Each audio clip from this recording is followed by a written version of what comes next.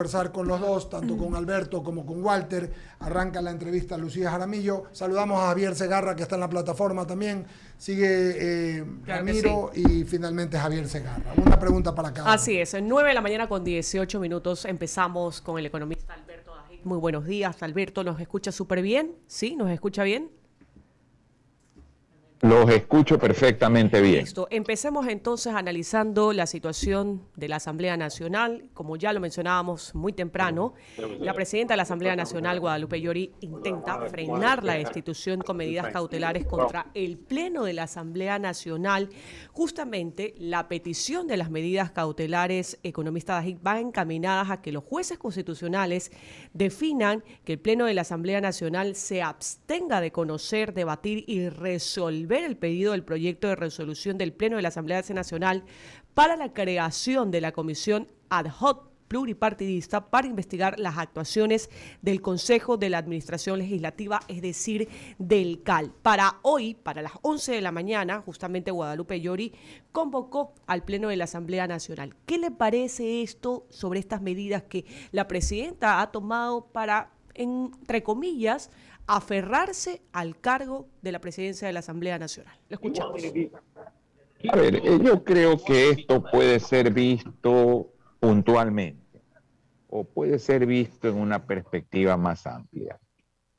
Ustedes recuerdan cuando la Corte Suprema de Justicia fue rodeada por unas tanquetas para impedir que los jueces que había nombrado la Asamblea se posesionaran.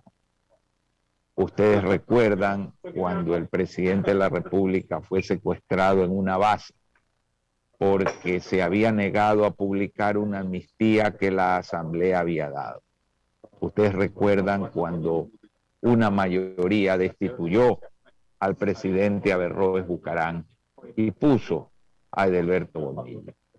Ustedes recuerdan cuando en un momento se trató de que un triunvirato tomara el poder y en otro momento, en un subterráneo de un edificio que no era la Asamblea, con una secretaria ad hoc que no sé dónde estaba en la Constitución, se destituyó al presidente de la República. Y ahora este es un episodio más de lo que lamentablemente constituye la forma de hacer política en el Ecuador. Entonces nosotros nos podemos concentrar a ver qué está pasando en esto. No, tenemos que concentrarnos en qué nos pasa en el Ecuador o nos ha pasado durante 30 años. Y que este es un episodio más de una forma de hacer las cosas que no nos lleva a ningún lado, que no permite ir a ningún lado. ¿Qué hay ahora? Una pugna de un sector que quiere, obviamente, poner un contralor, poner miembros de un consejo de participación. Ya sabemos lo que quieren. Pero hoy día es una cosa, mañana es otra cosa. ¿Por qué? Porque el país no entiende la necesidad de la institucionalidad y porque el país no tiene grandes objetivos nacionales que nos unifiquen. No se los ha discutido. Y cuando esos objetivos no existen, la gente persigue los objetivos propios. Ahí está el gran drama que estamos viviendo. La continuación de, ya son más de 40 años de retorno a la democracia, con la misma práctica caníbal de intereses personales partidistas y no de buscar el bien del país. Claro que sí. Ahora mi pregunta va para el economista Walter Spurrier. Muy buenos días, economista Spurrier. ¿Nos escucha muy bien? Hay que prender el micrófono. Sí, ustedes me cortaron el micrófono, por eso no me di cuenta. Sí, me escucho perfectamente. Ahora, la eventual consulta popular que se prepara en el gobierno del presidente Lasso deberá contemplar 3 limitantes. Tiene la facultad, como ya lo hemos mencionado, de convocar a plebiscitos sobre los asuntos que estime conveniente, pero no sobre derechos o cambiar la estructura del Estado. ¿Qué preguntas o qué temas serían las oportunas para presentar en esta consulta popular? Entre ellas, me imagino, el eje principal, el tema del empleo. Lo escuchamos, economista Spurrier. Bueno, hay dos tipos de preguntas que puede plantear.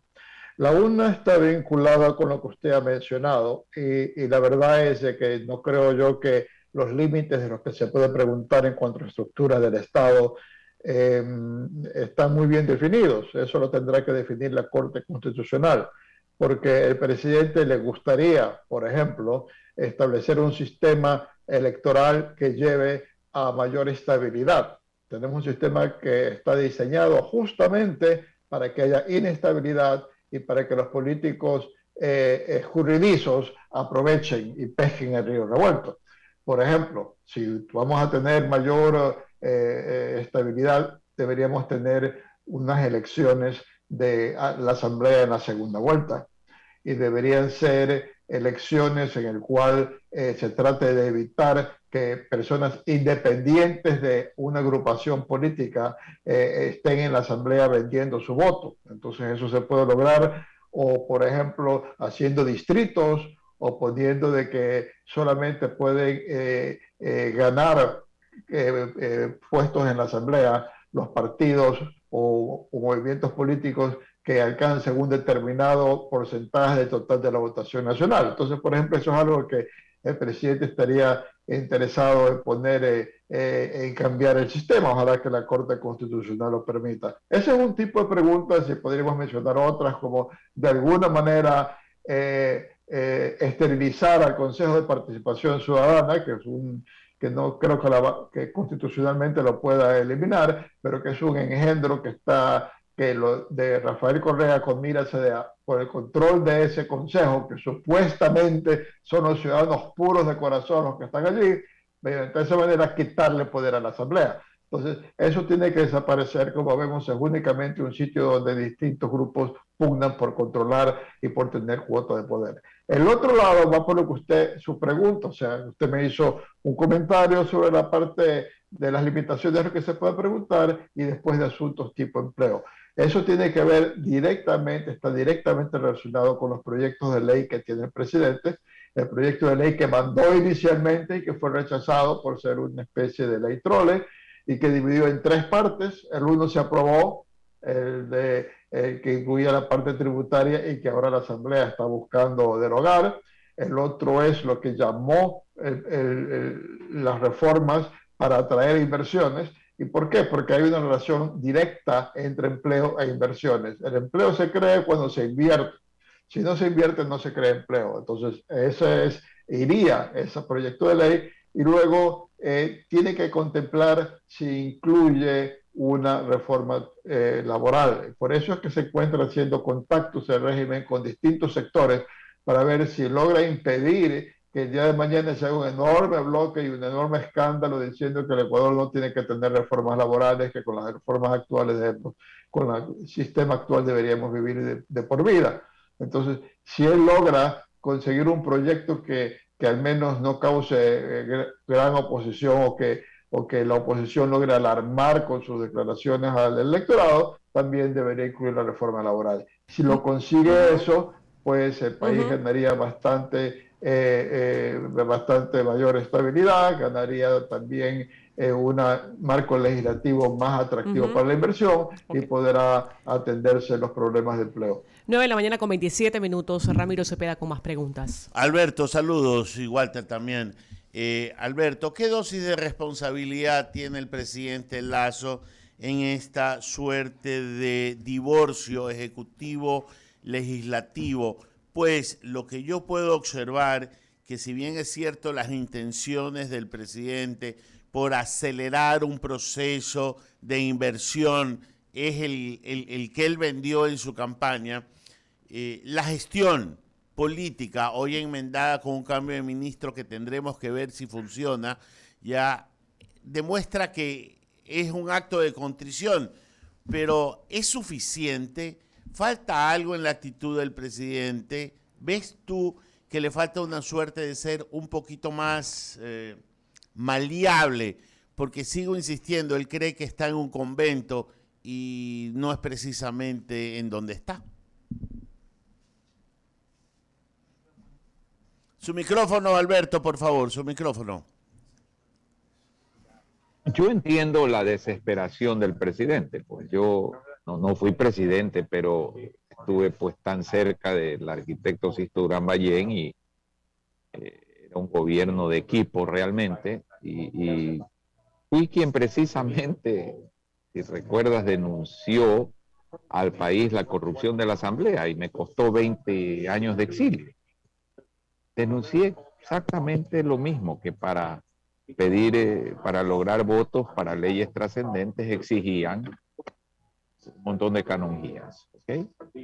Entonces comprendo eso, pero al mismo tiempo no se es presidente del reino de los cielos, se es presidente de un país en el cual hay corrupción, hay intereses y entonces la realidad obliga, yo creo, a que esa flexibilidad a la que tú invocas, diga, bueno, aquí hay una serie de cosas que es una lista roja, negra, prohibida. No voy a entregar hospitales, no voy a entregar dinero, no. Aquí hay una lista de cosas que son susceptibles a negociación política. Y aquí hay una lista de que hay que estudiarlas. Entonces, no se va a hacer algo como entregar los hospitales, es obvio, pero si no tengo los votos, tengo que aceptar que la Constitución pide que la Asamblea sea quien apruebe leyes y no tengo los votos, pues tengo que negociar. Ahora, negocio dentro de parámetros morales aceptables para mí. Y creo que eso es algo que hay que entender, que esa flexibilidad hay que tener, porque si no existe, no se puede negociar. Y si no se puede negociar, no hay acuerdos. Y si no hay acuerdos, entonces, ¿de dónde surgen las leyes? Yo hoy día ponía un Twitter, o puse un Twitter en la mañana. Se está recuperando ya la normalidad en la vida, Ramiro. En parte por una muy exitosa campaña de vacunación que la reconoce todo el país. Solo imaginémonos qué habría pasado si esa campaña de vacunación requería de una ley del Congreso.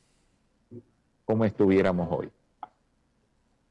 Sí, yo le entiendo perfectamente a Alberto y yo creo que el presidente tiene a más que administrar el país, que creo que está capacitado, también lo tiene que gobernar, que es un concepto muchísimo más amplio y es en lo que creo que hay una parte que todavía hay pendiente. A ver, Ramiro, la administración del país es una labor secundaria del presidente. Así es, pero que como que la tiene principal, ¿no? La labor de un alcalde es fundamentalmente administrativa. La labor de un presidente es fundamentalmente política. Ah, ok. Tenemos claros los conceptos. Y por ahí es donde creo que hay una suerte de deficiencia. Para administrar hay ministros que administran. Para gobernar hay presidente. Y clarísimo. Esa es la labor fundamental. El presidente es un conductor espiritual de una nación. Le da rumbo, le da sentido, le da esperanzas, sueños y junta las voluntades de todos para ir hacia allá. Más claro no canta un gallo. Walter, hoy día el presidente en su entrevista fue ya un poco más cauto en lo que tiene que ser con la ayuda que como gobierno debe de generarse para el tema de la crisis económica producto de la guerra de Rusia con Ucrania y todas las restricciones que Estados Unidos ha puesto y la Comunidad Económica Europea ha puesto a las transacciones tanto bancarias como comerciales con Rusia. Entonces, ¿a usted no le parece que debería en algún momento pensarse en una suerte de financiamiento barato para cubrir las deudas de las exportaciones hechas y no cobradas a Rusia para evitar y cortar la cadena de no pagos? Sí, Ramiro, el punto que tú señalas es central.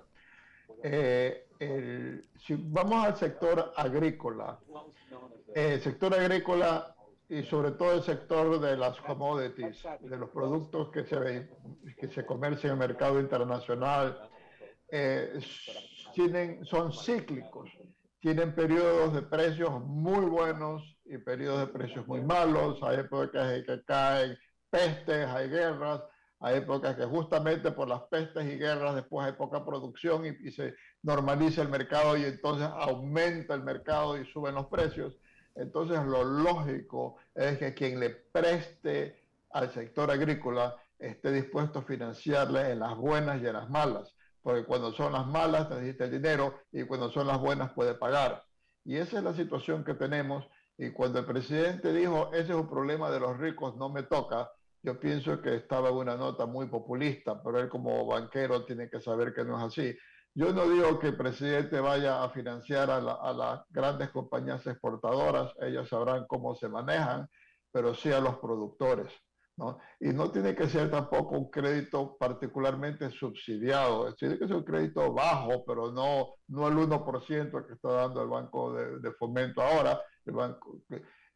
tiene que ser y el punto es que tiene que ser de largo plazo, un crédito pagado a lo largo de 5 años, porque si no, sobre todo en el caso del banano, donde es muy democrática la producción de bananos, o sea, hay productores de todo tamaño y sobre todo en la provincia del Oro tienden a ser productores pequeños, muchos de los cuales exportan a Rusia y muchos de los cuales por exportar a Rusia no cumplen con los parámetros de fitosanitarios de Europa o de Estados Unidos, o sea que no es que pueden el día de mañana vender a Europa ese banano. Entonces a ellos tiene que darse el crédito de largo plazo. Y como digo, no es como para que sea como de costumbre ha sido en el pasado, de que después se perdonan las deudas, no, que después si no pagan, pues que pierdan sus propiedades. Pero el hecho de que poder salir del problema actual e ir tomando las medidas para resolver las cosas más adelante. Pero ese es uno de los puntos que hay que hacer, Ramiro. Pero el otro es de que hay una serie de medidas de apoyo a las exportaciones que ha aprobado el gobierno y que solamente existen en papel y que no se han cumplido. Por ejemplo, la devolución de las exportaciones. Ningún país devolución de los impuestos a las exportaciones, lo que se llama el drawback. Ningún país exporta impuestos. Si yo productor, tengo que comprar insumos y tengo que pagar IVA por esos insumos y esos insumos han pagado aranceles y yo exporto, estoy exportando impuestos. Entonces ya existe la normativa para que no elevan los impuestos y no se ha cumplido. Entonces el gobierno ahora, viendo esta guerra en la cual por una parte está muy golpeado un sector agroexportador y de acuicultura y por otra parte está teniendo una bonanza por los ingresos petroleros, tiene que decir, estoy en una situación que me permite cumplir con las propias reglas que yo he aprobado y tengo que devolver y retroactivamente la plata para las exportaciones. Pero recuérdense que la plata para las exportaciones de devolución de los impuestos no es solamente de los exportadores, es de los productores también, que han incorporado impuestos en los que le entregan a las compañías exportadoras. Entonces, esa situación de cumplir con la ley, los reglamentos en cuanto a devolver el dinero a los exportadores, más financiar a corto plazo, va a disminuir el impacto, porque el peligro que tenemos es que se derrumbe la producción bananera, que es tan básica a la economía de Guayas, los ríos y el Oro, y que el Ecuador pierda su sitial de principal exportador de banano del mundo y tenga un bajón en su nivel de vida, sobre todo en estas 3 provincias, como consecuencia de ello. Por favor, adelante. Alberto tiene poco tiempo, así que comencemos por Alberto. Adelante, Javier Segarra. Su micrófono, don Javier. A ver, Javier, te escuchamos. No, estás con tu teléfono, tu micrófono muteado. Ahí estamos, ya. Perfecto. Ok, buenos días, gracias Eduardo. Y buenos días al economista Alberto Dajic, Walter Espurri y también Pablo Lucio, que se une a este diálogo. Economista Dajic, nuestro país tiene enormes desafíos en materia de estabilidad macroeconómica. ¿Cómo logramos de alguna u otra manera establecer eso? Bueno, esto lo he repetido, Javier, en infinidad de ocasiones. El problema más grave del Ecuador es que la gente no entiende los problemas. que los líderes no entienden los problemas. La estabilidad del país está amenazada por cosas muy fuertes. El que sigue el subsidio a los combustibles, que estos momentos ha aumentado dramáticamente, atenta a la estabilidad. La crisis de la seguridad social, el Fondo de Invalidez, Vejez y Muerte, que ha consumido la mitad de su patrimonio en estos últimos 4 años, es una bomba gigantesca. El hecho de que el presupuesto del Estado tiene unas inflexibilidades que aseguran que los sueldos aumentan, aunque haya crisis, caiga el precio del petróleo, porque hay leyes que favorecen y otorgan canonjías y privilegios. Automáticamente todos los años los sueldos suben 300 millones. Cuando usted ve que el presupuesto se mantiene en sueldos, quiere decir que en algún lado han cortado 300, porque la ley hace que aumenten automáticamente en 300. Entonces, todas estas cosas, la estructura de tasas de interés, la legislación laboral, los grandes problemas que se han mencionado. ¿Cómo se logra esa estabilidad? Cuando la sociedad acuerda pues, sobre esos temas y no hay siquiera discusión, peor acuerdo. Entonces usted me dice, Javier, estos retos de estabilidad, bueno, la estabilidad no se va a lograr si no hay un entendimiento en la sociedad, entendimiento de cuáles son estos problemas. Mientras eso no exista y no se logren, como lo logró en su momento Chile, lo ha hecho Uruguay, lo ha hecho en lo macroeconómico Colombia y el Perú, para no decir esto lo hizo Suiza. Mientras eso no entendamos en el Ecuador, iremos de tumbo en tumbo, porque no hay en la sociedad la voluntad, que no es que un gobierno haga las cosas, no, es que la sociedad toda cumpla su tarea, Javier, y aquí estamos lejos, lejísimos de entender eso. En ese sentido, le consulto a Walter Spurrier. Han pasado, bien lo decía el economista, más de 40 años de esta nueva democracia. ¿Sabe qué, economista Spurrier? Seguimos hablando de lo mismo económicamente hablando. Seguimos buscando la estabilidad macroeconómica, seguimos buscando la generación de empleo, seguimos buscando una situación más viable económicamente en nuestro país. ¿Qué le ha pasado al Ecuador o ha sido los intereses políticos que están por encima de los intereses de los ecuatorianos? Bueno, hay una falta de cultura cívica en el país. O sea, la persona que llega a una posición de poder, una posición en la asamblea o al gobierno, por supuesto con contadas excepciones, piensa que es su oportunidad para hacerse rico. Y eso es lo que es su oportunidad para meter las manos en el Tesoro Nacional o para vender sus influencias. Y eso es un problema muy difícil de superar porque podemos tratar de montar sistemas que limiten ese mal accionar. Por ejemplo, cuando lo que yo mencionaba, que de pronto el Congreso se elige en la segunda vuelta, igual es mucho más fácil controlar asambleístas del propio bloque que comprar otros que sencillamente están en posición de guerrilleros y atacar a todo para de esa manera sacar tajada. Entonces uno dice, no, lo que necesitamos es alguien con mucho poder para poder superar a esta gente de pequeñas mentalidades, estas pequeñas estaturas, como diría Alfredo Pareja. Pero lo hicimos con Rafael Correa. Tuvimos una persona con una buena preparación académica, joven, que no estaba comprometido con los problemas anteriores, que gobierne con todos los poderes. Y lo que conseguimos fue más bien que toda esta gente mafiosa más bien pueda robar de una manera científica, y en lugar de robarse millones de dólares, robaron en miles de millones de dólares. O sea que tampoco eso fue una solución.